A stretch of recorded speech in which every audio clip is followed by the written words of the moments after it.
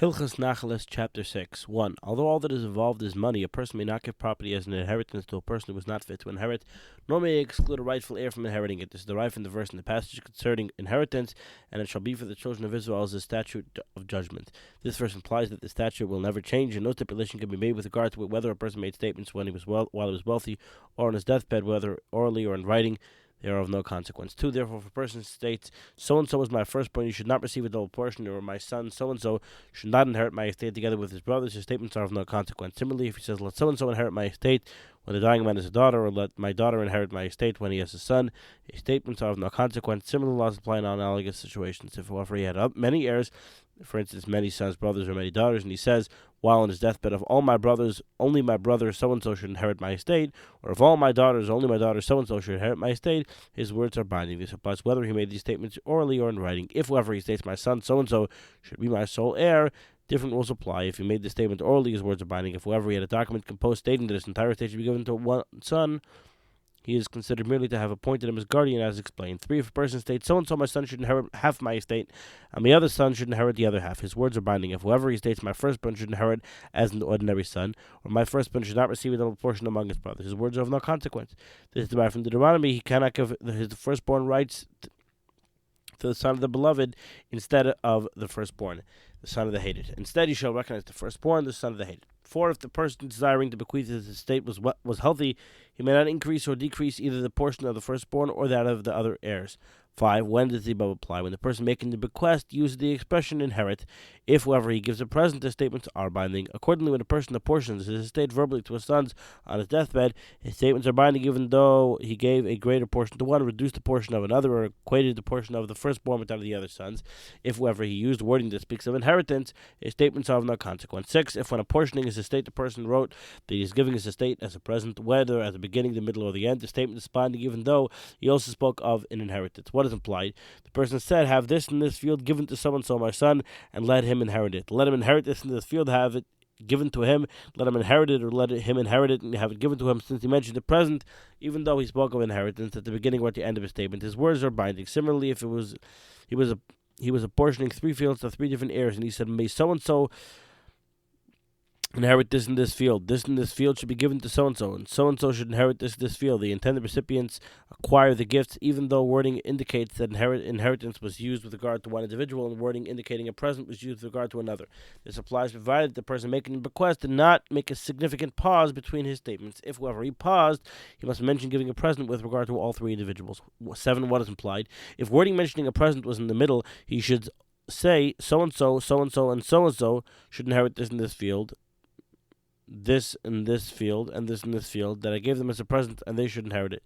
If the wording mentioning a present was in the beginning, you should say, may this in this field, this in this field, and this in this field be given to so-and-so, so-and-so, and so-and-so, and they should inherit it. If the wording mentioning a present was at the end, you should say, may so-and-so, so-and-so, and so-and-so inherit this in this field, this in this field, then this in this field, that I gave them as a present. 8. Although a husband's right to inherit his wife's estate is a rabbinic decree, our sages reinforced their words and gave them the strength of a scriptural law. Hence, the stipulation in which the husband waives his right to her inheritance is not effective unless he makes the stipulation while the woman was consecrated, as we have explained in Hilchos Ishus. 9. According to the scriptural law, a Gentile inherits his father's estate. With regard to other inheritances, we allow them to follow their own customs. 10. A convert does not inherit the estate of his father, a Gentile. Nevertheless, our sages ordained that he be able to inherit the estate as he was entitled previously, lest he return to rebellion against God. It appears to me that a stipulation can be made with regard to this inheritance, for a Gentile is not obligated to accept our sages' ordinances. A Gentile does not inherit the estate of his father or convert, nor does one convert inherit another convert's estate, neither according to scriptural law nor according to rabbinic law. 11. Our sages did not derive satisfaction from a person who gives his property to others, taking it away from his heirs. This applies even when the heirs do not conduct themselves properly towards him. Nevertheless, the recipients require everything that was given to them. It is an attribute of piety for a pious person not to act as a witness with regard to a will in which property is being taken from an heir. This applies even when the property is being taken from a son who does not conduct himself properly, and being given to a brother who is wise and who conducts himself properly. 12. Although a Jew converts out of faith, he retains the right to inherit the estates of his Jewish relatives as before. If, however, the court sees fit to make him forfeit his money and penalize him by preventing him from receiving the inheritance so as not to strengthen his hand, they have that power. If he has children among the Jewish people, the inheritance to their father, the apostate, should be given to them. This is the custom that is always followed in the West. 13. Our sages commanded that a person should not differentiate between his children in his lifetime, even with regards to a small matter, lest this spawn competition and envy, as happened with Joseph and his brothers. Chapter 7. 1. Heirs are not given their inheritance until they bring clear proof that the person whose estate they are inheriting did in fact die. Even if they heard that he died, or Gentiles mentioning that he died in the course of a conversation, despite the fact that this is sufficient for license to be given for the person's wife to remarry and to receive money due her by virtue of her ksuba, the heirs do not receive their inheritance on this basis. 2. When a woman comes and states, "My husband died," although her testimony is accepted, she is given license to remarry and to receive the money due her by virtue of her ksuba. The heirs do not receive their inheritance on this basis. If she testifies, "My husband died," and is married by his brother, the brother receives the deceased estate on the basis of her testimony. This is derived from Deuteronomy. He will assume the name of his deceased brother, and he has assumed his position.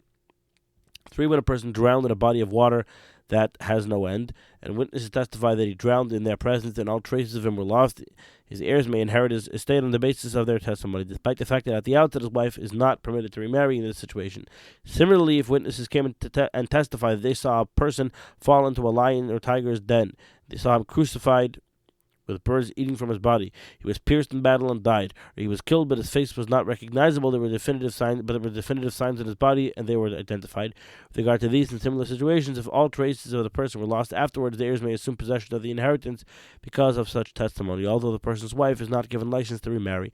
I maintain that our sages were stringent concerning these matters only because of the severity of the prohibition involving Karis involved. With regard to financial matters, by contrast, if witnesses testify with regard to matters that we can presume will lead to death, saying they saw these matters, all traces of the person are lost, and afterwards it is heard that he died, we allow the heirs to assume possession of the estate on this basis. This is the standard practice followed on an everyday basis in all courts of law. We have not heard about anyone who rules differently regarding this matter. 4. When a report was heard that a person who had been captive died, and the heirs assumed possession of his estate and divided it among themselves, we do not expropriate it from their possession. A similar law applies when a report is heard in the death of a person who fled because of a danger to his life.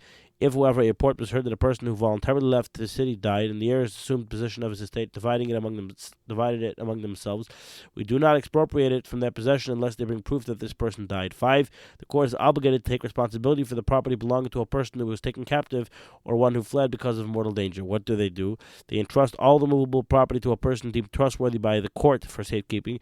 They give possession of the landed property to relatives who are fit to inherit it, so that they would work the land and care for the property until they know whether the person died or he comes. When the person who was taken captive or fled comes, we evaluate the increase in value brought about by the relatives who were granted trusteeship and the benefit they received according to their norms applying to sharecroppers in that region. Why does the court not appoint a guardian at all times, both for the movable property and for landed property, until the owners come, or until it is definitively known that they died? Because the court is not obligated to appoint guardians for adults who are intellectually mature. 6. When a person was taken captive or fled because of danger and left standing grain to reap, or grapes, dates, or olives to harvest, the court takes possession of the property and appoints a guardian who will reap or harvest his produce and sell. This money is then entrusted to the court for safekeeping together with the remainder of the movable property. Afterwards, the relative is given possession of the property. As stated in the previous halacha, this procedure was followed because if the relative was given the land at the outset, he might harvest his produce, for it is already as if it has been reaped, and consume it. This concept also applies with regard to courtyards, inns, and stores that are fit to be rented out, do not need work, for there is no difficulty in tending to them, and they are usually not given out in a sharecropping agreement. We do not place them in possession of an heir, for he would collect rent and consume it. What is done instead? The court appoints a collector and has the rent placed in court until the heir brings proof that the owner died, or until the owner comes and takes his property. 7. A relative is never given possession of property other than fields, gardens, vineyards, and the like. In these properties is considered a sharecropper. The measure is instituted so that the properties will not be ruined.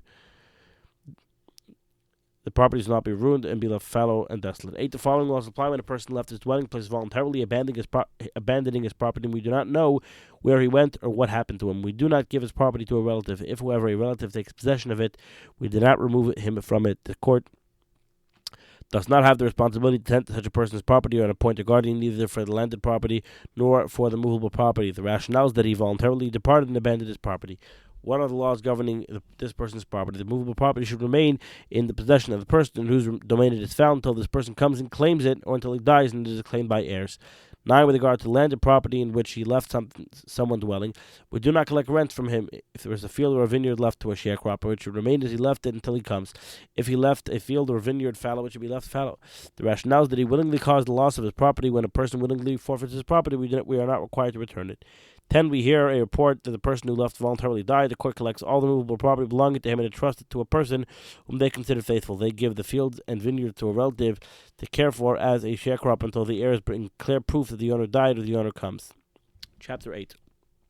1.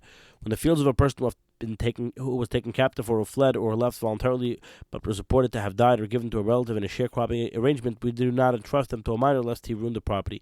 Conversely, we do not give a minor's property to a relative in a sharecropping arrangement. This is a safeguard lest that person claim that the property belongs to him, that it is his portion that he received through inheritance. The minor's property is not even given to a relative of a relative. What is implied? There were two brothers, one older and one younger. When the younger was taken captive or fled, we do not give the younger brother's field to the older brother, for the younger brother will not be able to protest.